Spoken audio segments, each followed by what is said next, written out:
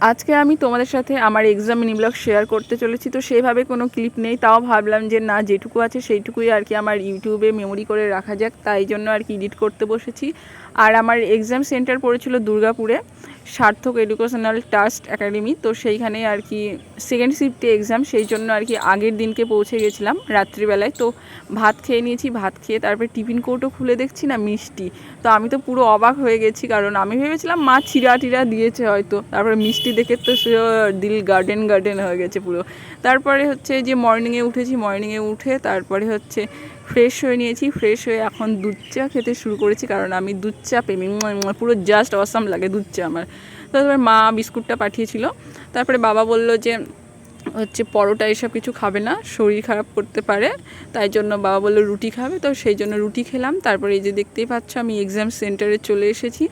আর exam দিয়েও তো হচ্ছে তাড়াতাড়ি করে হচ্ছে স্টেশনে চলে গিয়েছি, কারণ হচ্ছে ট্রেন আছে।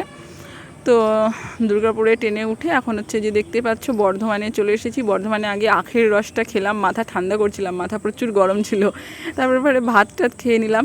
তারপরে অনেকক্ষণ বসেছিলাম, কারণ প্রচুর ট্রেন হচ্ছে লেটে ছিল, কারণ মানে অনেকটা গ্যাপে গ্যাপে 3টে ট্রেন চেঞ্জ করতে হয়। ওই রুটটা না একদমই ঝামেলার রুট।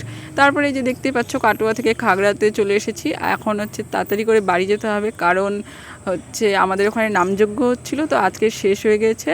তাই হচ্ছে খিচুড়ি আছে, তো ভাবলাম যে এটা মিস করা যাবে না। তো বাড়িতে এসে তাড়াতাড়ি স্নান করে একবারে খিচুড়ি খেতে চলে গেছি। তো গিয়েছি, তখন দেখছি সব মানে খাওয়া দাওয়া হয়ে গেছে প্রায়। তো আমরা খেলাম, কিছুজন খাচ্ছিল। তারপরে এই যে ভাই মানে আইসক্রিম খাওয়ালো, তো আইসক্রিম খাচ্ছি। তো আমার মিনি ব্লগটা কেমন লাগলো অবশ্যই জানিও, ভালো লাগলে আমার পাশে থেকো। তো এই যে আর এই মানে রাবড়িটা আমার খুব প্রিয়, ভাই খাওয়াই আর কি। তো